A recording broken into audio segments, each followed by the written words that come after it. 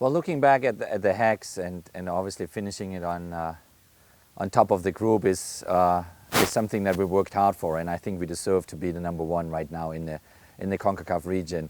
It's not an easy road, as everybody knows, and looking at Mexico now, I think there's a lot of lessons to be learned from how fast it can go that you go the other direction, and therefore we're very pleased. I think we put a lot of energy and enthusiasm in it. We know that we have to improve still a lot because especially when you go towards a World Cup where you face totally different dimensions of countries. But I think that the team proved that they were eager and hungry to take things seriously and go into these Central American countries or even into Jamaica with the willingness to go for 3 points. I think what we experience in Panama is quite unique. I mean, definitely there are comparisons to other games that get decided in the last minute, and it's always dramatic. But the experience in Panama City was just beyond of your imagination, because there's a whole country feeling the fact that you almost qualified. You're right there for the first ever time, you know, in their history. And then with Graham's goal, basically, you silenced the entire stadium, you silenced the entire nation, you know, dreaming about the World Cup. And that has been a shock to us as well.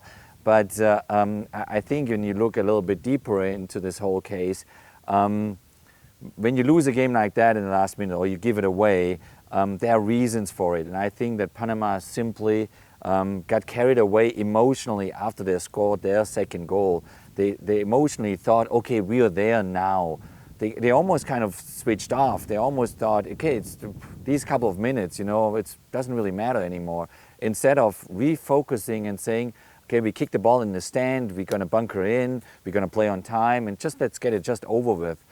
So they got carried away emotionally, and you can't afford doing that, you know, on that level. And therefore, I mean, it happened what happened, and you feel really sorry for them. I mean, playing Scotland and playing Austria, you play two countries that just missed it like this to go to the World Cup. So they're really good. And I mean, Scotland beat just Croatia and sent them into second spot and into the playoffs. And Austria, just by very little, you know, finished off third, you know, in the group with Germany and Sweden there. So they will give us real games, you know, so it will help us, you know, to see again our players and where we at against very good teams.